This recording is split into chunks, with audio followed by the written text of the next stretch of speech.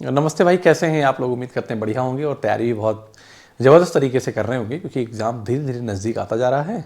आप भी तैयारी में लगे होंगे, आपके साथ साथ हम भी आपके तैयारी में लगे हुए ही हैं, क्योंकि आज का जो हमारे नए टॉपिक लेकर आए हैं, टॉपिक हमारा है जो बोर्ड एंड स्ट्रीम है। ठीक है ना, बोर्ड एंड स्ट्रीम। उसके पहले मैंने टीएचडी पढ़ा दिया है, अभी मैंने चोर पुलिस पढ़ाऊँगा, रेस पढ़ा दूँगा, ठीक है ना, और ट्रेन वाले भी क्वेश्चन करा दूँगा। क्योंकि आपको पता है कि चोर पुलिस अगर नहीं पढ़ोगे तो आपको दरोगा बनना है, और चोर पुलिस के सवाल नहीं पढ़ोगे तो पढ़ना ज़रूरी है। लेकिन हाँ, अगर टाइम स्पीड डिस्टेंस में बेसिक सवाल आपको आते हैं तो आप कर पाओगे, अदरवाइज नहीं कर पाओगे। तो पहले वीडियो आए उनको देखो, फिर इस पे आओ, ठीक है ना। तो मेरा पहला क्वेश्चन क्या है, और इसको कोशिश ये करिए बेटा कि मेरे से पहले लगाइए। आप विश्वास मानिए कि हमने जो प्रीवियस ईयर में जो क्वेश्चन आए उन्हीं को यहाँ पे रखा है, कहीं कुछ इधर उधर नहीं किया है, ठीक है ना। तो अगर इनको आप पढ़ के जाते हैं या पढ़ लेते हैं तो आपको ये पूरा आइडिया होता है किस प्रकार से क्वेश्चन पेपर में आते हैं। 40 क्वेश्चन आएंगे, 100 नंबर का पेपर होगा, 2.5 नंबर के एक क्वेश्चन रहेंगे। तो कितना ज़्यादा मायने रखेगा, एक एक क्वेश्चन 2.5 नंबर के। आप समझ रहे हैं मेरी बात को? मतलब बहुत ही इंपॉर्टेंट होगा। अगर एक क्वेश्चन भी ज़रा सा इधर उधर हो गया ना, फिर बहुत दिक्कत आई। ये मान चलिए कि आपको 40 के 40 प्रश्न सही करके आने हैं। इतनी अच्छी आपकी प्रैक्टिस चाहिए, ठीक है ना। अगर नहीं है तो फिर आपके साथ प्रॉब्लम है कहीं ना कहीं। उसको अभी वक्त है, टाइम है आपके साथ, आप उसको तैयार कर लीजिए। क्योंकि आप जो मूल विधि वगैरह जो आएगी, जो जीएस वाला है, उसमें आप 40 में 40 नहीं कर सकते हैं। हो सकता है गलतियां हो जाए, हो सकता है हो भी जाए, डिपेंड करता है क्वेश्चन कहाँ से कैसे आया है। लेकिन यहाँ पे कंपेयर टू यहाँ पे बन सकता है, ठीक है ना। तो आप इसलिए अच्छे से मेहनत करिए। सबसे बड़ी बात है कि हिंदी में भी अभी कहीं रचना पूछ लिया तो फिर भी पता याद है कि नहीं है। यहाँ तो अच्छी प्रैक्टिस करके जाएंगे ना तो आप क्वेश्चन ऐसे मिल जाएगा। तो मैं ये कह सकता हूँ सबसे ज़्यादा आसान यहीं पे है, ठीक है ना। तो चलिए शुरू करते हैं। क्वेश्चन का आंसर आप दीजिए। कह रहा है कि अर्जुन शांत जल में 40.5 किलोमीटर पर आवर की गति से नाव चलाता है। यदि नदी 13.5 किलोमीटर पर आवर की गति से बह रही है तो उसे किसी सीन पर जाने और लौटने में 90 मिनट लगते हैं। वह स्थान कितनी दूर है? आप ये समझिए कि अर्जुन शांत जल में 40.5 किलोमीटर गति से नाव चलाता है। इसका मतलब है कि ये क्या है, आप मुझे बताओ। तो शांत जल में नाव की चाल जो होती है वो x है, आप कहेंगे x है। नदी मतलब धारा की चाल जो है ये क्या है, ये y है, ठीक है ना। तो उसे मतलब कहने का ये है कि अगर इस पॉइंट से यहाँ तक गया और यहाँ तक आया, यही तो कह रहा है, गति से बह रहा है, तो उसे किसी सीन पर जाने और लौटने, ठीक है ना, जाने और लौटने में 90 मिनट लगते हैं। वह स्थान कितनी दूर है? तो सिंपल सी बात है कि किस स्पीड से गया, तो आप कहेंगे 40, और डाउन स्ट्रीम स्पीड से गया धारा की दिशा में, और अप स्ट्रीम स्पीड से आया। तो हम कहेंगे जो डाउन स्पीड होगी वो 40 10 50 3 53 54 किलोमीटर हो जाएगी। आप कहेंगे यस सर 54 किलोमीटर। और अप स्ट्रीम जो होगी इनका डिफरेंस हम ले लेंगे, तो 27 3 30 10 40 कितना हो जाएगा, 27 हो जाएगा। आप कहेंगे यस सर कोई दिक्कत नहीं है। इसका मतलब 27 किलोमीटर पर आवर, ठीक है ना, और ये 54 किलोमीटर पर आवर, ठीक है।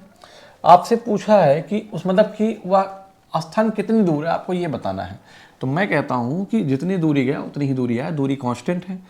तो उसकी स्पीड कितनी रही है, मतलब कि डाउन स्ट्रीम स्पीड और अप स्ट्रीम जो स्पीड रही है, वो स्पीड का रेशियो जब मैं लिखूंगा तो कहूँगा कि 54 रेशियो कितना है बेटा, वो आप 27 है। आप कहेंगे सर। तो जो टाइम का रेशियो आएगा उल्टा आ जाएगा, तो उल्टा आएगा तो मैं क्या लिखूंगा कि 1:2 लिख दूंगा। आप कहेंगे सर कोई दिक्कत नहीं। मतलब 3 यूनिट की जो वैल्यू है ना, जो 3 यूनिट की जो वैल्यू है बेटा वो कितनी है, तो आप कहेंगे सर 90 मिनट है। कितना है, 90 मिनट है, ठीक है ना। इसका मतलब है कि मैं 30 से गुणा कर दूं। आप यहीं पे देखो, अगर मैं 30 से गुणा कर दूं तो 30 दुनाई क्या हो जाएगा 60, और 60 क्या आएगा, मिनट आ जाएगा, 60 मिनट आ जाएगा। इसका मतलब क्या है कि 1 आवर होगा, ठीक है ना। और स्पीड किलोमीटर पर आवर में है तो डिस्टेंस इक्वल टू क्या होता है, स्पीड इनटू टाइम होता है। और स्पीड कितना है, तो आप कहेंगे सर 27 है, और टाइम कितना है, 1 घंटे लग रहा है। इसका मतलब है कि 27 किलोमीटर पर आवर है वो दूरी। क्लियर है बात? बताओ समझ में आया कि नहीं है। दूसरा तरीका क्या होता है इसका, कि दूसरा एक और तरीका है फार्मूले से। मैं आपको समझा देता हूँ, मेरी बात ध्यान से सुनो। फार्मूले से अगर आप बनाना चाहो तो भी बना सकते हो, लेकिन कैसे, पहले मान लीजिए कि आपने यहाँ पे क्वेश्चन कर दिया। मैं पहले समझा देता हूँ कि मान लीजिए कि ये दूरी क्या है, x दूरी है, वो d स्पीड से गया और e स्पीड से आया।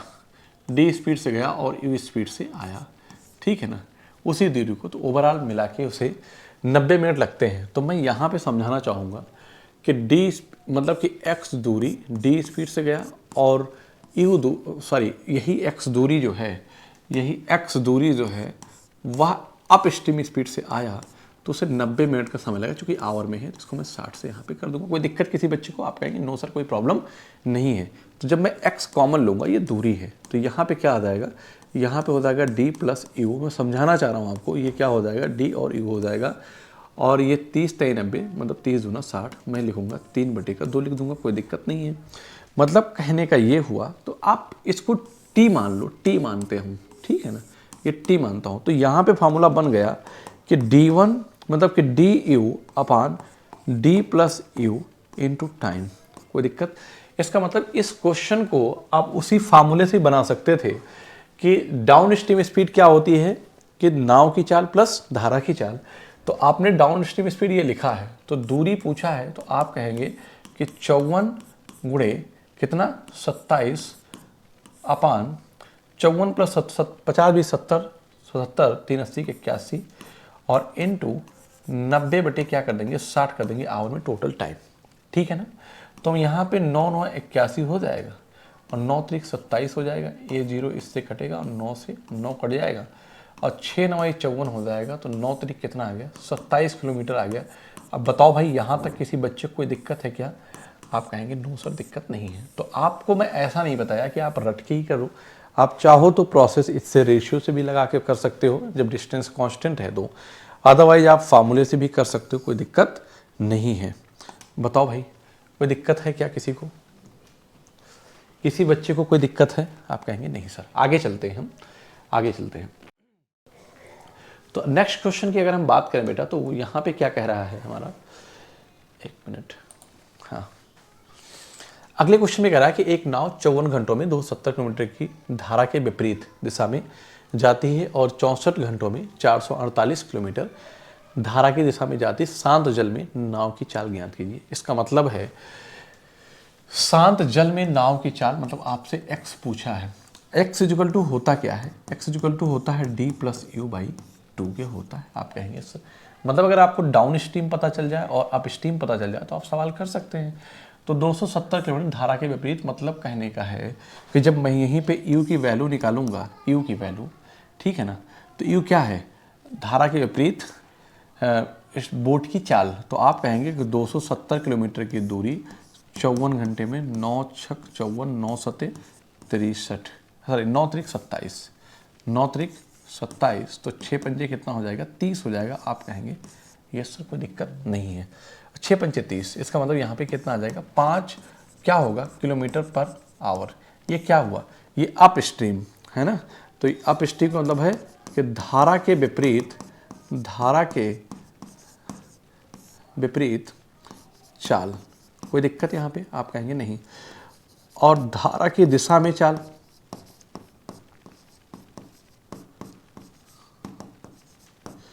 अगर हम धारा की दिशा में चाल की बात करें, ठीक तो हो गया धारा के विपरीत, एक होगा धारा की दिशा में, तो यहीं पे हम आएंगे तो हम कहेंगे 448 बटे कितना 64 है ना। तो 8 28 64 है ना, और 6 7 42 6 8 48, तो 8 है 64 8 45 8 6 8 7 56, ठीक, कितना आ जाएगा 7 आ जाएगा। इसका मतलब धारा की दिशा में जो चाल है वो 7 किलोमीटर पर आवर है। कोई दिक्कत नहीं है। मुझे चाहिए क्या था, यही तो चाहिए था डी और यू। तो शांत जल में चाल पता, शांत जल में नाव की चाल पता चल जाएगी, ठीक है ना।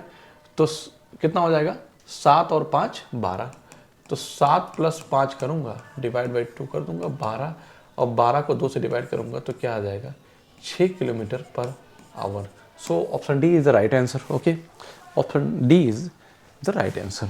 Okay right.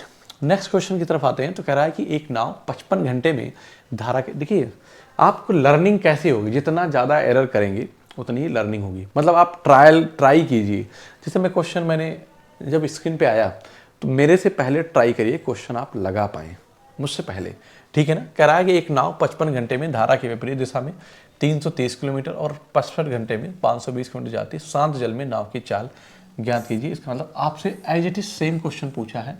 मैं होमवर्क में अगर छोड़ दूँ ये क्वेश्चन तो आप इसको लगाएंगे, लेकिन फिर भी बता देता हूँ। तो मैं यही कहूँगा कि आपसे x पूछा है, x की वैल्यू जो होगी d प्लस यू बाई क्या होगा 2 होगा। जब इसको इससे डिवाइड करेंगे तो 55 से तो 6 बार जाएगा, 5 छक 6 पंचे 30 के शून्य, 6 पंचे 30 3 33, तो कितना हो जाएगा 6 किलोमीटर पर आवर। किस में? धारा के विपरीत, मतलब यू की चाल आपको मिल गई, ठीक है ना। 65 से करेंगे तो 6 इवन बार जाएगा, 6 × 48, 5 × 40, 8 बार जाएगा। कितना बार जाएगा? 8 बार जाएगा। अरे भाई 8 × 45 सुनो, 8 × 48 और 4 52, ठीक है ना। इसका मतलब है कि डी आपको ये मिल गया। तो बस आपको कुछ करना नहीं था, 8 और 6 कितना हो जाएगा 14, और डिवाइड बाई 2 करोगे तो 7 किलोमीटर पर आवर आएगा। मुझे तो सवाल बताना नहीं चाहिए था, हालांकि एक जैसा क्वेश्चन आ गया था, लेकिन फिर भी कोई बात नहीं, आप यहाँ से सीख तो सकते हैं, अपनी गलती को दोबारा से सुधार सकते हैं। चलिए, कह रहा है एक नाव 31 घंटे में 279 किलोमीटर धारा प्रवाह के अनुदिश चलती है, 30 घंटे में 210 किलोमीटर धारा प्रवाह के प्रतिकूल चलती है, जल की गति ज्ञात कीजिए। ठीक है ना। जल की गति मतलब कि मतलब बोट की चाल आपसे नहीं, जल की गति पूछा है ज्ञात कीजिए, मतलब कि धारा की गति पूछा है, मतलब आपको y निकालना है यहाँ पे। y इक्वल टू होता क्या है, तो आप कहेंगे कि d माइनस यू बाई 2 होता है। ये मेरे लिए सबसे आसान बैठेगा, ठीक है ना। तो धारा प्रवाह के साथ है ना, और धारा प्रवाह के प्रतिकूल, एक होता अनुकूल एक प्रतिकूल, इसका मतलब है कि ये होगा तो ये 0 कटेंगे, 3 सते 21, ठीक है ना। इसका मतलब है कि u की वैल्यू कितना आ गई 7 आ गई, ठीक है ना। और 3 9 27, 31 को 9 बार लेके जाएंगे तो d कितना हो जाएगा। याद रखना, जब वैल्यू अगर हमेशा d और u में वैल्यू निकालोगे ना, बड़ी होगी, बड़ी वाली वैल्यू d होगी। अगर कहीं से गलती भी हो जाए तो आप मान सकते। मैं कहता हूँ मैं सवाल नहीं पढ़ता, मैं ये देखता खटाखट, बस ये देखता क्या है, 31 से 9 आता और ये 7 आता, तो मैं जान जाता कि जो वैल्यू बड़ी वही क्या है, d है, ठीक है ना। तो 9 में से 7 जाएगा, तो 9 में से 7 जाएगा तो कितना आएगा 2 आएगा, और 2/2, इसका मतलब है 1 किलोमीटर पर आवर होगी स्पीड। तो option C is the right answer. Okay, option C is the right answer. Clear है ना बात। आगे चलते हैं। तो अगला सवाल हमारा क्या कह रहा है कि एक नाव 56 घंटे में धारा के विपरीत दिशा में 392 किलोमीटर जाती है और 66 घंटे में 594 किलोमीटर धारा की दिशा में जाती है। शांत जल में नाव की गति ज्ञात कीजिए। शांत जल में नाव की गति ज्ञात कीजिए। तो मेरी बात ध्यान सुनो कि एक नाव 56 घंटे में धारा की विपरीत दिशा में 392 किलोमीटर जाती है। आप कहेंगे यस सर, ठीक, और 66 घंटे में 594 किलोमीटर धारा की दिशा में जाती है। शांत जल में नाव की गति ज्ञात कीजिए। शांत जल में नाव की गति ज्ञात कीजिए। कोई बात नहीं, तो धारा के विपरीत मतलब यू 56 घंटे में धारा के विपरीत दिशा में 392 किलोमीटर, तो 5 सते 35 और 5 × 40 नहीं 7 × 42, मतलब कितनी बार जाएगा 7 बार जाएगा। धारा के विपरीत यू की वैल्यू कितना आएगी 7 आएगी। 66 घंटे में 594 किलोमीटर, तो मैं 6 × 9 = 54 है ना, 9 बार जाएगा, ठीक है ना, 9 बार जाएगा, तो यहाँ कितना आ जाएगा 9 आ जाएगा। इसका मतलब d की वैल्यू कितना आ गई, ये हो गई धारा। शांत जल में नाव की गति, इसका मतलब आपसे x पूछा है तो d प्लस यू बाई क्या पूछ लिया 2 पूछ लिया। तो आप यहाँ से कह सकते हैं बेटा कि d की वैल्यू 9 है और u की वैल्यू 7 है, ठीक है। तो 9 7 16 और 16 को 2 से डिवाइड करेंगे, 2 8 16, 8 किलोमीटर पर आवर बन जाएगा। यही आपके सवाल का आंसर होगा। So option A is the right answer. A is the right answer. Clear है बात। बताओ भाई, कोई दिक्कत किसी को। अगले सवाल की तरफ आते हैं कि अशोक शांत जल में 43.5 किलोमीटर पर आवर की चाल से नाव चलाता है। यह नदी 1405 किलोमीटर बह रही है। इसका तो शांत जल में नाव की चाल, तो आप कहेंगे सर ये x है, ठीक। यदि नदी 1405 किलोमीटर से बह रही है, इसका मतलब ये क्या है, ये y की चाल है। तो उसे एक स्थान तक ले जाने और वापस आने में 90 मिनट का समय लगता है। तो वह स्थान आरंभिक बिंदु से कितनी दूरी है। तो मैंने अभी आपको फॉर्मूला बताया है कि d जो होगा वो डिस्टेंस है ना, दूरी, मतलब डाउन स्ट्रीम स्पीड से, तो 40 × 50 57 1 58 कितना हो जाएगा डाउन स्पीड 58। मतलब कि जो डाउन स्पीड स्ट्रीम होगी, डाउन स्पीड जो होगी स्ट्रीम, डाउन स्पीड स्ट्रीम जो होगी वो हो जाएगी कि 43.5 + 14.5, तो कितना बन गया बेटा 40 + 50 और 8 58, तो 58 किलोमीटर पर आवर। और जो अप स्ट्रीम होगा क्या होगा, अप स्ट्रीम जो स्पीड होगी वो 43.5 माइनस 14.5, ठीक है ना। 0 13 में से 4 गया क्या हो जाएगा 9, और 3 में से 1 गया तो 29 हो गई। तो बस 29 ये डाउन स्पीड स्ट्रीम और ये अप स्ट्रीम इतना हो जाएगा, मतलब कि d × u/d + u। तो आप इसको जोड़ोगे तो 58 + 29 इंटू टोटल टाइम 90/60, यही कर देंगे, कैलकुलेट करेंगे तो आ जाएगा। ये 58 × 29 तो ऐसे ही रहेगा, 50 20 70 79 80 7 87 आ जाएगा। कितना आएगा 87। तो 30 3 90 30 दूना 60, ये 3 कितना रहेगा 2 आ जाएगा। 29 तियाँ 87 होता है, 3 बार जाएगा, ये 3 से 3 कट जाएगा, 2 29 58 आ जाएगा। इसका मतलब जो डिस्टेंस है ना वह 29 किलोमीटर है। आप कहेंगे यस सर कोई दिक्कत नहीं है। बताओ भाई, आप कहेंगे यस सर कोई दिक्कत नहीं है। यहाँ तक अगर किसी बच्चे को कोई प्रॉब्लम नहीं है तो आप ज़रूर बीच बीच में कमेंट में एस लिखकर भेज सकते हैं, ठीक है ना। एक नाव की प्रवाह की ओर रफ्तार क्या होगी जब नाव की रफ्तार स्थिर पानी में 10 मीटर पर सेकंड से और नदी की रफ्तार नाव की रफ्तार का 20% अधिक है। देख रहे हो सवाल क्या कह रहा है। एक नाव की प्रवाह की ओर रफ्तार क्या होगी। प्रवाह की ओर का मतलब हुआ कि d है मतलब कि x + y, down stream speed हमसे पूछा गया है। कह रहा है कि जब नाव की रफ्तार स्थिर जल में, इसका मतलब x है, तो ये जो वैल्यू दिया है वो क्या है, वो x है।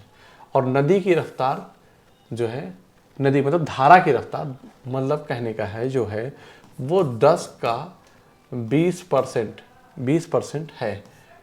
20% मतलब है कि चलो ठीक है, कितना हो गया 2। इसका मतलब x 10 है और ये क्या है 2 है, तो टोटल जो डाउन स्ट्रीम स्पीड आएगी बेटा वो 12 किलोमीटर पर आवर आ जाएगी। आई होप आपको भी समझ में आया होगा। Option D is the right answer. Okay, मतलब मुझे ऐसा लगता है कि बोर एंड स्ट्रीम आसान है अगर देखा जाए तो, बस आपको क्योंकि कंसेप्ट ज़्यादा नहीं है बेटा। इस क्वेश्चन की तरफ आते हैं कि एक मोटर बोट की धारा के साथ चाल 56 किलोमीटर पर आवर तथा धारा के विपरीत चाल 40 किलोमीटर पर आवर है। नाव व धारा की गति क्रमशः क्या है। एक मोटर बोट की धारा के साथ चाल, धारा के साथ मतलब कहने का है कि जब कोई भी मोटर बोट है, मतलब आप कह दो नाव, कह दो नाव की धारा के साथ 56, इसका मतलब ये हो गया क्वेश्चन में डाउन स्पीड की बात कर रहा है। डाउन स्ट्रीम स्पीड जो है वो 56 किलोमीटर पर आवर है। आप कहेंगे यस सर कोई दिक्कत नहीं है। अर्थात धारा के विपरीत चाल, धारा के विपरीत चाल 40 किलोमीटर है, तो मैं यहाँ पे ये कहूँगा कि जो अप स्ट्रीम है वह 40 किलोमीटर पर आवर है, ठीक है। नाव तथा धारा की गति क्रमशः क्या है, तो नाव तथा धारा की गति, तो x/y, x क्या है नाव की चाल है और y क्या है धारा की चाल है, तो d + u 50 40 100 100 कितना होता है 6, 106, ठीक है ना। और यहाँ पे कितना आएगा, ये 16 आ जाएगा। कितना आ जाएगा 16 आ जाएगा, ठीक है ना। तो यहाँ से कट करूँगा 2 8 और 2 50, ठीक है। हाँ, डिफरेंस 16 आ जाएगा। तो मैं पूछा है हमसे क्या, नाव व धारा की गति का अनुपात। नाव की मतलब कि शांत जल में नाव की चाल व धारा की गति क्रमशः है, तो 2 पंचे 10 2 3 6 2 8 16 कितनी है 53। कितना होगा बेटा 53 है ना। 53 किलोमीटर है इसकी नाव की चाल और 8 किलोमीटर है इसकी। इसका मतलब है कि क्वेश्चन में यहाँ पे 8 आया है, 8 आया है, मसला यहाँ 48 और 46 फंस रहा है, ये ऑप्शन नहीं बनेगा, ठीक है ना। एक मोटरबोट की धारा के साथ चाल, मोटरबोट मतलब कि बोट मीन्स नाव की धारा के साथ चाल 54 किलोमीटर, धारा के विपरीत चाल 40 किलोमीटर पर आवर है। देख रहे हो यहाँ जोड़ गलत हो गया ना, d + u/d - u होगा बेटा। अरे भाई d + u करोगे तो 56 + 40 करोगे ना, वही तो मैंने कहा गलत नहीं है। और 56 माइनस जब 40 करोगे तो बेटा सही है, ये कितना आया 16 आ गया, और ये कितना 96 आएगा, यही मैंने 106 लिख दिया था, 106 लिख दिया था। तो ये कितना हो जाएगा 48, और ये कितना हो जाएगा 8। तो so option D is the right answer. Okay, D is the right answer. X upon Y is equal to D plus U upon D minus U, ये फार्मूला होता है। आगे कह रहा है कि एक नाव प्रवाह के साथ 20 मिनट में 400 मीटर यात्रा करती है। नाव की ऊर्ध्व प्रवाह के मुकाबले प्रवाह के साथ दोगुनी है नाव की गति, ठीक है ना। निम्न विकल्पों में से कौन सा संबंध सही प्रदान करता है। इसका मतलब ये है कि हमें नाव प्रवाह के साथ, मतलब जो डाउन स्ट्रीम स्पीड है ना, स्पीड ऑफ डाउन, मैं यहाँ पे लिखूँगा कि डाउन स्पीड जो स्ट्रीम है बेटा, डाउन स्पीड स्ट्रीम जो है, डाउन स्पीड जो है वो ये है कि 400/20, चूँकि ये मीटर में है और ये मिनट में है, याद रखना। तो 20 से हम 420 मीटर पर मिनट, ये डाउन स्पीड है। लेकिन एक बात उसने कहा है कि जो अप स्पीड स्ट्रीम है ना, इसका 2 गुना है। अप स्पीड जो है वह इस अप स्पीड स्ट्रीम का 2 गुना है ये। इसका मतलब ये कितना है 10 मीटर पर मिनट। यही सवाल है। क्लियर है बात, समझ में आया कि नहीं आया। तो हमसे पूछा है, हम यहाँ पे नाव और प्रवाह की गति, मतलब धारा और उसका रिलेशन पूछा है। मतलब डाउन स्पीड स्ट्रीम और अप स्ट्रीम स्पीड मिल गई है मुझे। तो मैं यहाँ पे क्या करूँगा कि x अपान जब y लिखूँगा, तो मेरी बात ध्यान सुनो, तो d प्लस यू होता है, तो 20 10 30 हो जाएगा, और 20 माइनस 10 कितना होगा 10 होगा, ये कट जाएगा। तो x इक्वल टू मैं क्या लिखूँगा, x इक्वल टू 3y। मतलब ये क्या लिखा है, ये धारा की चाल, ये सॉरी नाव की चाल, ये क्या है, ये नाव की चाल है, बराबर 3 इंटू धारा की चाल। तो स्थिर पानी में नाव की गति बटा 3 इंटू प्रवाह की गति। तो पहले बात तो जहाँ 3 आएगा वहीं सही होगा। So option A is the right answer. Okay, कुछ भी अलग से करने की, दिमाग लगाने की ज़रूरत बिल्कुल भी नहीं थी। क्लियर है बात, आगे चलते हैं। कह रहा है कि राजन ठाकरे ठहरे हुए पानी में 7.5 किलोमीटर पर घंटे की गति से नाव चला सकता है। अनुकूल धारा के मुकाबले प्रतिकूल धारा में नाव चलाने में से 2 गुना समय लगता है। धारा की गति ज्ञात कीजिए। आपसे धारा की गति मीन्स वाई पूछा है। क्या पूछा है, वाई। वाई निकालने का तरीका क्या है, 2 तरीके हैं। एक तो यहाँ पे आपको राजन ठहरे हुए पानी में गति से नाव चला सकता है, मतलब कि ये एक्स दिया है, ठीक है ना। और क्या कह रहा है कि 2 गुने का, मतलब कि जो डाउन स्पीड और अप स्ट्रीम जो स्पीड है ना, जो डाउन स्पीड और अप स्ट्रीम है चलाने में 2 गुना समय लगता है। इसका मतलब है कि उनकी, अगर ये 1 समय लेता है तो ये 2 समय लेता है, ये टाइम है, तो इनके स्पीड का अनुपात 2 अनुपात क्या हो जाएगा 1 आ जाएगा। क्लियर है, आ जाएगा। तो यहीं पे क्या कहोगे कि जो x अपान वाई जो होता है वो d plus you, D minus you, D plus you जो होगा वो क्या बनेगा 3, और d माइनस यू क्या होगा 1, ठीक है। और y, अब यहाँ पे देखो क्या है, तो हमसे पूछा क्या, y का मान निकालना है, तो y इक्वल टू क्या हो जाएगा 3 अपान एक्स, 3 अपान एक्स, और x की वैल्यू कितना है 7 दूनी 14 1 15, 15/2 है, तो 2 ऊपर चला जाएगा, और 3 × 5 = 15, ठीक है ना। 3 × 5 = 15, तो पलट जाएगा। एक्चुअल में मैंने यहाँ पे मिस्टेक करी लिखने में कि 1 अपान वाई होगा बेटा, क्या होगा 1 अपान वाई होगा ना, 1 अपान वाई होगा। तो वाई क्या हो जाएगा, इसका आधा 2.5 हो जाएगा, मतलब कि 2.5 किलोमीटर पर आवर।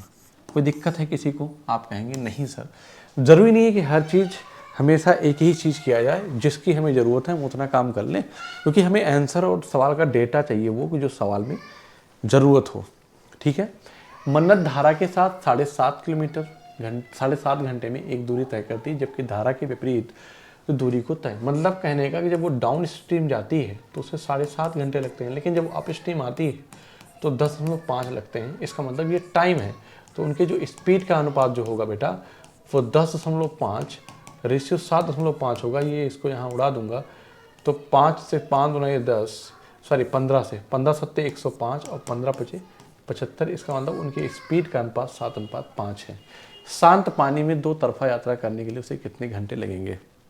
ठीक है ना, शांत पानी में उससे 2 तरफा यात्रा करने के लिए उसे कितने घंटे लगेंगे? तो आपको पता है कि शांत जल में, है ना, पहली बात तो डिस्टेंस निकालो। तो आप यहाँ पे डिस्टेंस निकालने की बात करोगे तो इससे मल्टीप्लाई करोगे, ठीक है ना। और शांत जल में नाव की चाल हमसे पूछा गया क्वेश्चन में क्या है, तो यहाँ से तो बात बनती नहीं नजर आई कि मन्नत धारा के साथ 7.5 घंटे में एक दूरी तय करती है। इसका मतलब ये है कि अगर शांत जल, मैं कह दूं कि मन्नत मतलब कि शांत जल में धारा के साथ, है ना, शांत जल में जो लिया गया समय है ना, शांत जल में लिया गया जो समय है बराबर टी के है। तो दोनों का अंतर जो है ना, T minus T. Minus T क्या है? ये धारा के द्वारा शांत जल में लिया गया समय और धारा के द्वारा लिया गया समय, धारा के द्वारा लिया गया जो समय है ना, वो स्मॉल टी है। ध्यान दीजिएगा, उस डेटा पे नहीं जाएंगे। तो यहाँ हम क्या कहेंगे कि 7.5 का अंतर आ रहा है, ठीक है ना। लेकिन जब अपस्ट्रीम आएंगे, जब धारा के साथ विपरीत वही दूरी तय करने में 10.5 घंटे लगते हैं, तो मैं कहता हूँ कि उसकी चाल, किसकी? शांत जल में नाव की चाल प्लस क्या, धारा की चाल, अंतर निकालेंगे तो उसे नेगेटिव में जाएगा। तो यहाँ पे क्या हो जाएगा? ये प्लस हो जाएगा। इसका मतलब है कि 10.5 हो जाएगा। मैं इसको जोड़ूंगा तो 2t बनेगा, 2t और 2t 10 17 8 17 1 18। आप कह रहा है कि 2 तरफा, है ना, 2 तरफा यात्रा फाइंड करने के लिए तो 2t समय लगेगा, t × 2t। मतलब आपसे फाइनली 2t की वैल्यू पूछा है, वो कितना आ जाएगा? 18 आ जाएगा। So option B is the right answer. यहाँ से बात नहीं बन पाएगी, यहाँ से बात बनेगी तो, लेकिन मुझे फिर निकालना पड़ेगा क्या? एक वैल्यू मुझे शांत जल में नाव की चाल अलग से निकालना पड़ेगा। तो मैं क्यों निकालूंगा? आई होप आपको समझ में आया होगा। नहीं आया फिर से बता देता हूँ। मैं कहता हूँ कि किसी शांत जल में नाव की चाल कुछ भी है, वो टी समय लेता है उस दूरी तय करने में, ठीक है ना। लेकिन अगर वो उसके साथ चलता है, उसके साथ चलता है तो 7.5 घंटे लेता है। इसका मतलब दोनों का अंतर, धारा जो है, अगर धारा की जो समय ले रहा है वो टी समय ले रहा है। अरे भाई, जगह कहीं पानी भरा है, अगर ये पानी रुका है और मान लीजिए कि ये बोट है, क्या है आपकी? ये बोट है, ठीक है ना, ये बोट है। तो ये जो बोट जा रही है तो इसकी चाल, अगर इसको पूरी दूरी तय करने में टी समय लग रहा है, लेकिन अगर यही पानी जाए सिर्फ तो उसे स्मॉल टी समय लग रहा है। क्या? Small T. तो मैंने कहा दोनों का अंतर जो 7.5 घंटे लग रहा है, ठीक है ना। जब दोनों जाएगी तो 7.5 घंटे लगेगा, अंतर हो गया। लेकिन अभी क्या कर रहा है? धारा ऐसे जा रही है, ये ऐसे रहा है, तो दोनों अपोजिट स्पीड में है, तो क्या होंगे? जुड़ जाएगा, जुड़ेगा। इसीलिए मैंने T, capital T plus small T किया, तो 2t, 2 तरफा यात्रा पूछा तो 18 आ जाएगा।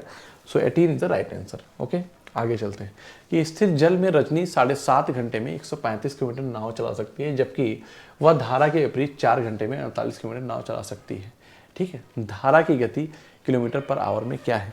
आप बताओ, धारा की गति क्या होती? वाई होती है। क्या होती? वाई होती है। Y equal to d - u/2 होता है। तो 7.5 की बात करेंगे तो यहाँ आ जाएगा 15 × 5 = 75, ठीक है ना, और 15 × 9 = 105, 18 × 90। तो आप कहेंगे सर 18 आ जाएगा। इसका मतलब डी की वैल्यू कितना आ गई? रजनी नाव चला सकती जबकि धारा के विपरीत 4 घंटे में। हाँ, तो ये क्या हो जाएगा? 4 12 48, ठीक।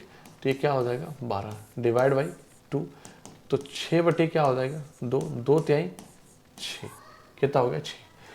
तो धारा की गति किलोमीटर पर आवर में क्या है? तो 2 तिहाई 6, ठीक है ना। तो धारा की गति पूछा है मुझसे, तो धारा की गति किलोमीटर पर आवर में क्या है? 5 4 12 48, 15 × 5 = 75, 15 × 9 = 135, 90 हो गया, 5 × 8 = 90, 18 - 12। ओहो, सॉरी।